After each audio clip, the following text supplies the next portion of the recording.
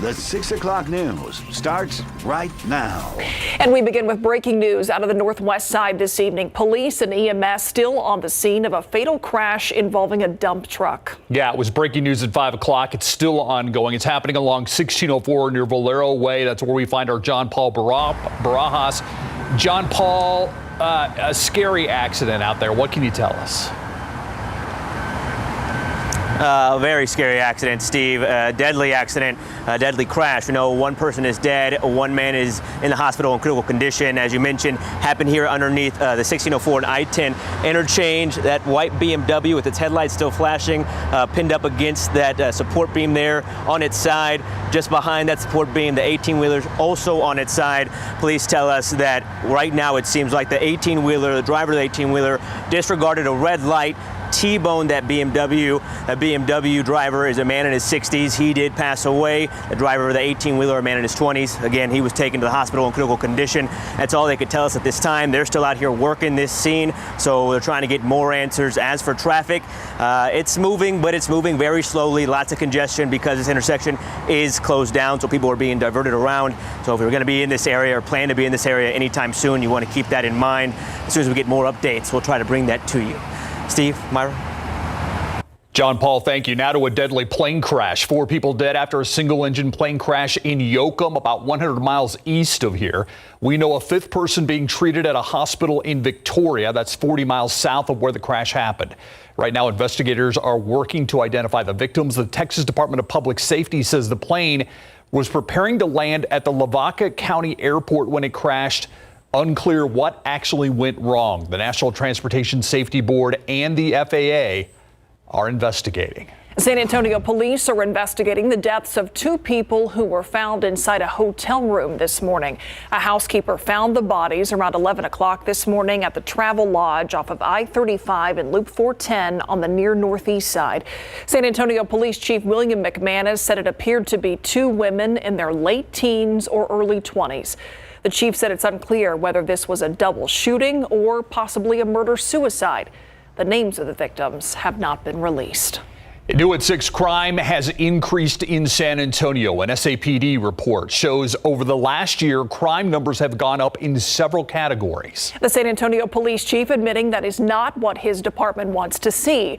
Today, he unveiled those latest crime reports to San Antonio City Council members and explained to Jonathan Cotto a change in the way that SAPD tracks how people break the law.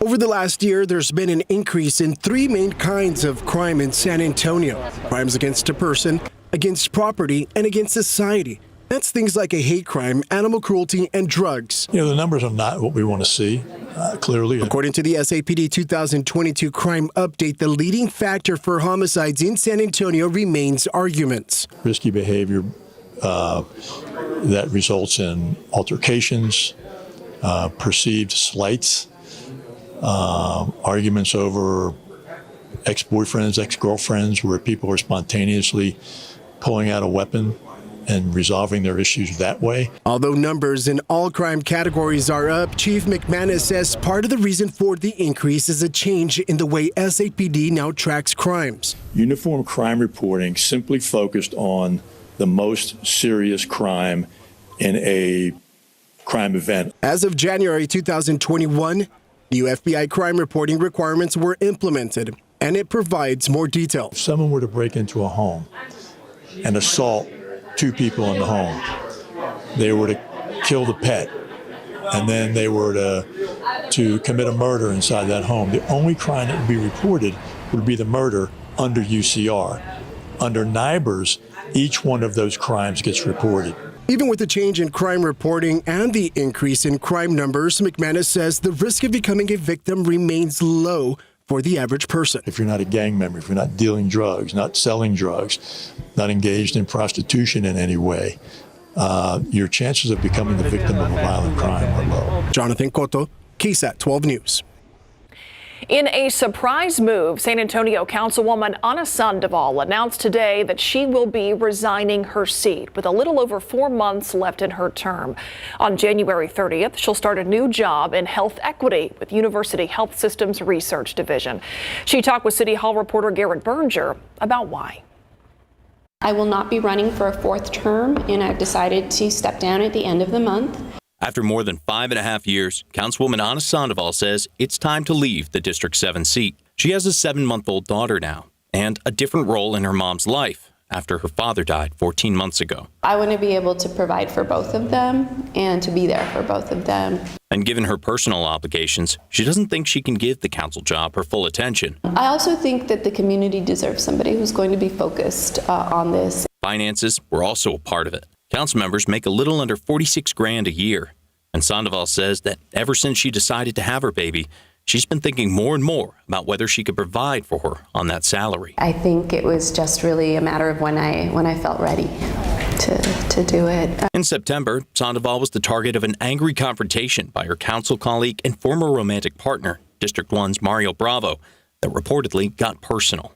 Sandoval downplayed it when we asked if the incident had any part in her decision. Did the confrontation make my job any easier? No, of course not. But there are a lot of difficult things that happen on this council. The timing of her departure makes next steps uncertain. Since it's just a little over a 120-day benchmark in the city charter, the city attorney says council members will have the option whether to appoint a temporary replacement or leave the seat open until the winner of the May 6 election takes the seat. When we asked why not finish her term, Sandoval said, "Because my baby won't be 7 months in 4.5 months. And family is her focus." Garrett Berger, KSAT 12 News. It's official. Governor Greg Abbott and Lieutenant Governor Dan Patrick now in their third terms. Both took their oaths of office today at the state capitol. Our Stefania Jimenez was there for the inauguration. Stefania, both leaders spoke about a budget and their budget ideas during this speech. That seemed to get the crowd excited. Yeah, surprisingly, right? Usually whenever lawmakers talk about the budget, it's not a terribly exciting topic, except this was exciting for a lot of voters. Leaders are thinking about cutting property taxes. The reason why is because the state has a $33 billion surplus, and before state House and Senate members can move forward with any other legislation, first they have to pass a budget. And that includes deciding what to do with that leftover $33 billion. Now, some lawmakers want to use the money for schools or strengthening the power grid, but the proposal that's getting the most attention is the one that would use part of that surplus to cut property taxes. Right now, homeowners get a $40,000 homestead exemption on their homes, and the lieutenant governor wants to raise it to $70,000, which would in effect lower property taxes for homeowners. I do support that completely, and housing sales slowed down last June. We're getting back very busy again. That man's a realtor and says that, housing or home sales haven't been doing that well in the Houston area. And he says that this homestead exemption could provide a boost for new homeowners. Now, we should know what leaders decide to do regarding property taxes relatively soon, because as I mentioned before, legislators can't vote on any other legislation until they pass a budget first. Now, we should also include here what opponents have to say about this. Opponents like family members of the victims of Uvalde say that the governor and lieutenant governor should be focused instead on other things like raising the minimum age to buy assault-style weapons. Now, the governor has said that he does not support that idea. He says that it's unconstitutional in the state of Texas. We're live in the state capitol tonight. Stefania Jimenez, KSAT 12 News. All right, thank you, Stefania. Today, jury selection began in the trial for Andre McDonald. He's charged with the 2019 murder of his wife, Andreen McDonald. It was a case that baffled search crews and investigators for months. Erica Hernandez with what we can expect as this trial begins. For 4 months in 2019, the search was on for a missing mother and business owner. 29-year-old Andreen McDonald was last seen in February, and her remains were found in July of that year. Her husband, Air Force Major Andre McDonald, from day one seemed to be the prime suspect and was eventually arrested and charged with her murder. Texas has a big punishment range for a first-degree felony, like the murder is, and the punishment range would be anywhere from 5 years to 99 years or life in prison. San Antonio Defense Attorney Daniel De La Garza is not involved in this case, but he is providing some legal insight into it, where the prosecution has to prove beyond a reasonable doubt that he committed this crime. As for the defense, he believes their strategy may be to question how this investigation was conducted. That would be more of a like, the state can't prove it. Maybe I did it, but you can't prove it, or you didn't do a good job. So in the investigation, so evidence should be excluded. I mean, that's a very common strategy. Either way, De La Garza says you never know how a jury will decide once they go into a deliberation room. It's almost impossible to predict what can happen in a trial. We will be following this case gavel to gavel. You can catch all of our live stream coverage once it does begin. Now, coming up at 7 on our YouTube page, you can catch our open court special, The Trial of Andre McDonald. Erica Hernandez, KSAT 12 News.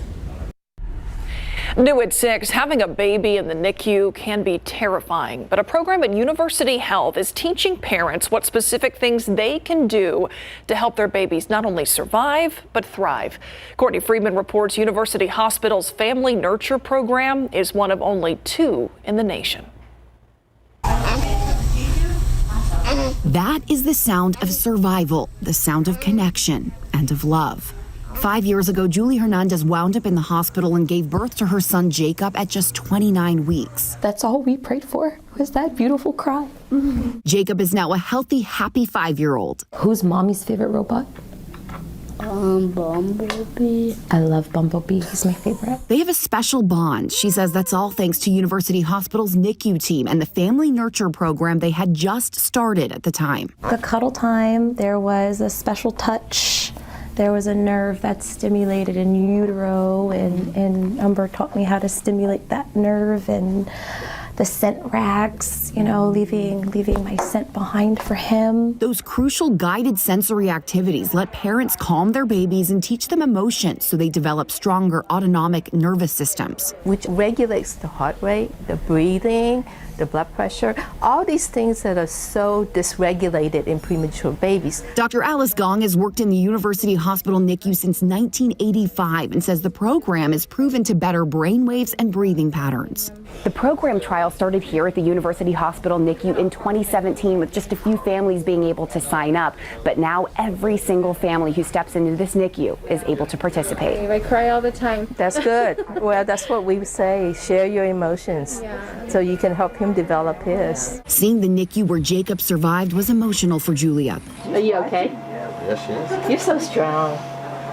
But it's okay. This feels like yesterday. Let's get going, guys. I want to take him home. She hopes other NICU parents will use the Family Nurture program so their babies can thrive too.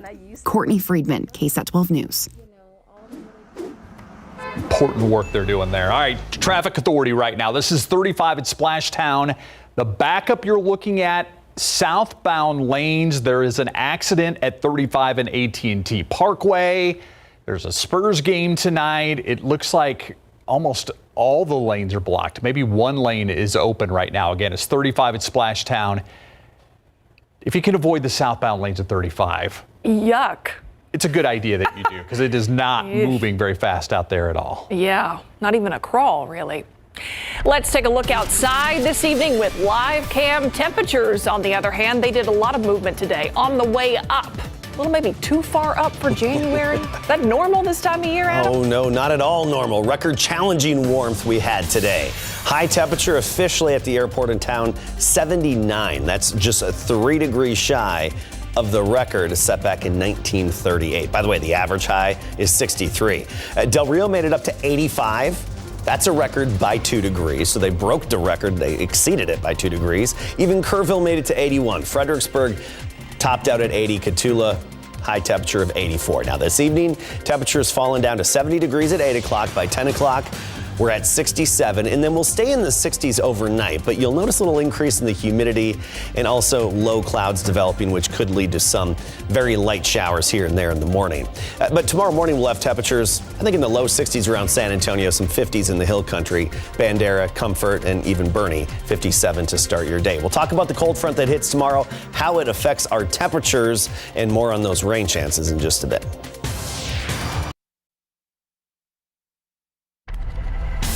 Tonight on the Night Beat, a swarm of San Antonio police focused on one suspect. In this case, someone hiding on a bridge. but their tactics have taken some by surprise. They're similar to what we saw during a standoff in Stono not too long ago. Act like a 42-year-old man would. For once in my life, I'm going to act my age. I'm not going to be a little child hiding from my problems. So what is the purpose of these insults during times of crisis? KSAT investigates tonight on the Night Beat. Let's take a look outside with Sky 12 flying high above downtown. The Alamo Dome there, which of course was packed just a couple of days ago. But tonight, we're hoping things will cool off a little bit. It is January, after all, I'm asking. Doesn't feel like January, that's for sure, with the temperatures making it into the 80s in a good chunk of the KSAT 12 viewing area today. When we talk about our headlines, tomorrow we do have a cold front that's going to hit, but don't expect real cold right away from this front. Mainly just windy with very dry air moving in and a stray shower or two around sunrise. So if we're lucky, we'll see a few quick splash and dash showers, but not much from them. Look what the afternoon high temperature trend is, though. Gradually on the way down. We'll actually have a series of cold fronts. Tomorrow's still in the mid 70s. Thursday down to 72. Friday and Saturday, we're back down into the 60s. And by this weekend, we're actually right near the average high of 63 for those afternoon temperatures. All right, let's talk about the big picture here. We've got a lot of moisture off to the west of us and even parts of the Panhandle. Some of that rain is creeping up into the Panhandle in West Texas, New Mexico, Four Corners states. They're seeing this big upper level low pressure system that's been moving in, and it's got a cold front associated with it as well. And that's, of course, the cold front that we've been talking about that's going to be hitting us. The cold front's still far off to the west. It's out there in New Mexico, moving into West Texas. It's a fairly weak cold front in the sense of any much colder air behind it, but you will notice the wind, and it's going to bring us that very dry West Texas air. So let's talk about it. Starting with our futurecast and those rain chances. Low clouds are going to fill in overnight tonight, and then that could lead to just a few showers being squeezed out of those clouds when that front moves in. It moves in around sunrise. So for the morning commute, we've got a 20% chance of a few showers. And notice on our futurecast, it's even indicating just very widely separated or highly isolated little light showers, kind of wimpy showers popping up with this front. Probably not causing any big issues with the morning commute. Just a few little spots where you may need your windshield wipers, and that's about it. Unfortunately, I think it's only going to add up to a few tenths of an inch of rain. And then by late morning, nothing but sunshine and generally speaking, a sunny day. We do have a few more opportunities for rain. Saturday, 30% chance. This time next week, another 30% chance. I know not spectacular rain chances, but we'll take what we can get. And they're associated with more cold fronts. All right, dew points on the rise throughout the day today. Dew points are up a good 15 to 20 degrees from earlier this morning. These will continue to rise a little bit more tonight. Right now, dew points upper 50s, low 60s. So there's a bit of mugginess in the air, but you don't really notice it all that much until early tomorrow morning before the cold front hits. So notice by 11 o'clock, dew point is 63 degrees. That's that stickiness in the air. And even at 6 a.m., we'll have dew points in the 60s. So early risers feeling that mugginess, but then by 10 a.m. that cold front's through. And notice these dew points dropping down into the 30s and 20s. Very dry air combined with some gusty winds elevates the fire danger and the fire risk, especially in the hill country and west of San Antonio. Doesn't mean the weather's going to start a fire, but if a fire does happen to start, then it will spread rapidly. And notice these wind gusts tomorrow up to about 30 miles per hour. So we'll be noticing it, that's for sure. That 20% chance in the morning with the clouds, and then sunny, 62 at 7 a.m. By noon, we're up to 70. High temperature of 75. That's around San Antonio. But even on the south side, I think we'll make it to about 78. Divine, 77. Sabinal, 75, along with Canyon Lake. Temperatures will drop off in the mornings as well behind this front. I know it's a gradual drop, but by Thursday morning, you'll want that jacket again. 39 degrees at the bus stop on Thursday morning, and then mornings thereafter generally in the 40s. So yes, we were record challenging today, but some cooler air is on the way. And here's our first picture of that sunset just north of Seguin. Beautiful. Thank you, Adam. All right, let's go to the AT&T Center right now. The Spurs back in action tonight, trying to break a losing streak, Greg. Yeah, and it's going to be hard to do against Patty Mills and the Brooklyn Nets, even without Kevin Durant tonight, because this team is one of the beasts of the East. When we come back, we'll get you ready for tonight's big game. Also, boy, did Dak deliver last night to get the Cowboys into the next round of the NFL playoffs. Coming up.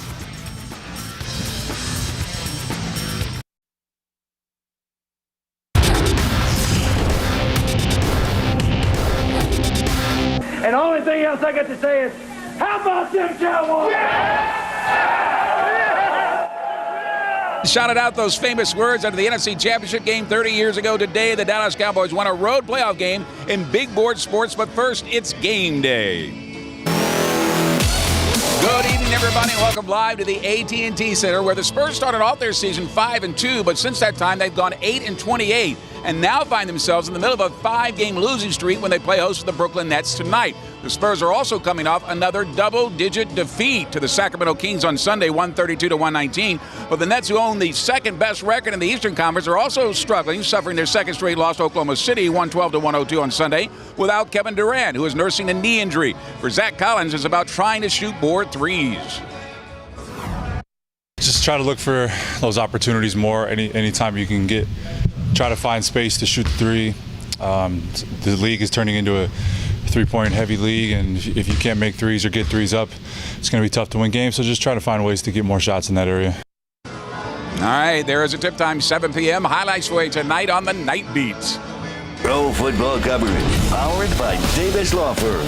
The Dallas Cowboys will have a rematch with the team that ended their playoff run in the first round last year when they traveled to San Francisco to take on the 49ers, winning their first road playoff game since the NFC Championship game in Candlestick Park way back there 30 years ago to the day today. That's after they were able to beat Tom Brady for the first time in his career last night in Tampa. Dak Prescott was on, and he needed to be if the Cowboys had any chance against the Buccaneers. He found Dalton Schultz twice, once for a 22-yard touchdown and again for an 11-yard TD. And in between the fake of the playoffs, it allowed him to run in for another in the 31-14 win. The only drama last night was with kicker Brett Maher, who missed 4 straight extra-point kicks before he finally delivered with one. More now from our Larry Ramirez in Tampa. Yeah, thank you very much, Greg. You know, it's not very often that a quarterback outperforms Tom Brady in the playoffs, and that's exactly what Dak Prescott did last night, helping the Cowboys beat the Buccaneers. Dak produced an all-time NFL postseason performance and picked up his first win in the playoffs on the road. Preparation and easy, just knowing what this group's capable of doing, not getting frustrated within. Told the offense in the huddle, hey, we get one first down and this thing's going to roll. And that's exactly what happened. So, yeah, we just got to continue to do that. Dak did what he was supposed to do. What we all expected. Like I said, sometimes unfair and unjust because of who we play for and the standard that we have.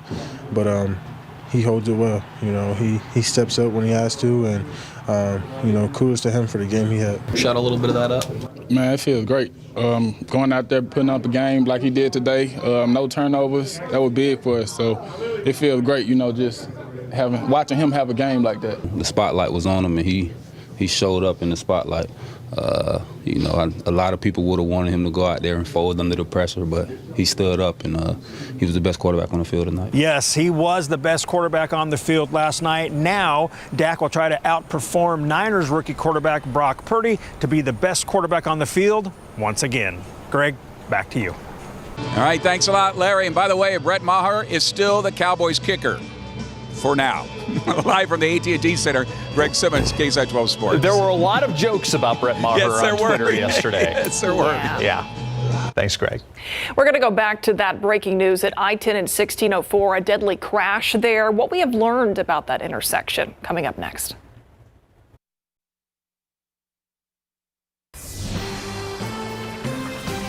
We want to go back out to the north side where officials are still on the scene of that deadly accident. One man was killed, another hurt in a frightening collision. Yeah, it's happening along Loop 1604 near Valero Way. It's where we find our John Paul Barajas. John Paul, we're talking about actually underneath 1604, correct? Steve Meyer, that's right. It's underneath the 1604 I-10 interchange going eastbound. As you mentioned, One person died, one person in the hospital in critical condition. Not much has changed since we talked to you earlier at 6. Besides the sun going down, we still see lots of flashing lights here. You can see the headlights of the BMW that is on its side, pinned up against that support beam. Their headlights still flashing. The 18-wheeler is still there, but you cannot see it anymore, or if you can, it's just hard to see here with the lack of lighting. But again, police say that right now it seems like the driver of that 18-wheeler, 20-year-old man, disregarded a red light and T-boned the driver of the BMW. That man in his 60s, he's the one who passed away. So that's what they're working with right now. Still a lot more investigation to do. They've been here for a while. This is what one person who lives in the area had to say about this intersection. Happens all the time. Every time I'm there and the light goes green, I see a car go right by. Always, yeah. They're always running red lights right here. Mr. Swanson had also told me that whenever he's there, he knows the intersection can be dangerous. So he says even when he has a green light, he takes a second to double check both ways before driving through. As for traffic here, it's still moving, but again, very slowly. The intersection is closed off. If you're going to be in the area or plan to be in this part of town anytime soon, keep that in mind. Steve, Myra. John Paul, thank you. News around America now. 2022, likely a year that millions of Americans would like to forget. According to the U.S. Census Bureau, more than 3 million people in the U.S. were displaced by natural disasters. 1 million of those affected were in Florida, which was hit by Hurricane Ian in September. Louisiana also saw a large portion of its population displaced, mainly by a deluge of tornadoes that hit the state last year. The United Nations Refugee Agency has identified natural disaster displacement as one of climate change's most devastating impacts. For the third year in a row, it looks like COVID will be the third leading cause of death in the United States. Heart disease and cancer are 1 and 2 last year. That's from preliminary data from Johns Hopkins University. Despite early data suggesting there were significantly fewer COVID-19 deaths in 2022 than there were the first 2 years of the pandemic. More than 267,000 people died of COVID-19 last year. There were more than 350,000 in 2020, more than 475,000 COVID-19 deaths in 2021. The data still in the works, still being completed since the pandemic began. By the way, COVID-19 has killed more than 1 million people in the United States. Along with honoring the legacy of Martin Luther King Jr. and celebrating diversity during Dream Week, there are painful lessons about slavery. The Bexar County Clerk's Office has the historic records of buying and selling of human beings. Jesse DeGogliato says some of those are included in its exhibit, Slavery and Emancipation in Bexar County. A simple piece of furniture is far more than that. It's a shameful reminder. It is a chair that says Negro woman can sit here. The plaque was to designate no one else could sit there. And that's in the courthouse. And I'm here for justice because this is the courthouse. But I have no freedoms in the courthouse. Its date unknown, unlike some of the documents on display from the 1800s, showing Bexar County was not immune from slavery. As proof, the Bexar County Clerk's Office has volumes filled with bills of sale like this for enslaved men, women, and children. There's so much history of the enslavement in our records. There are probate documents to get around emancipation by declaring their owners as guardians. So they were still enslaved, but under guardianship. And legal filings regarding 2 slaves who escaped to Mexico. And slave hunters were sent after the pair, and they were brought back to Texas under duress, and the 2 of them escaped again. And a receipt for someone believed to be the last slave sold in Bexar County. So 2 months after the end of the Civil War, but 5 days before Juneteenth. The exhibit will be on display throughout Dream Week until January 29th, but many other historical documents have been digitized and are available for viewing on the Bexar County Clerk's website. Jesse DeGogliato, KSAT 12 News. So got TransGuide right now. This is I-10 at the Y, and you can see things are moving along very smoothly. After the holiday weekend, traffic getting back to normal in a lot of places, but work will resume or begins on area roads and highways as well. Where that work is happening this week, coming up next.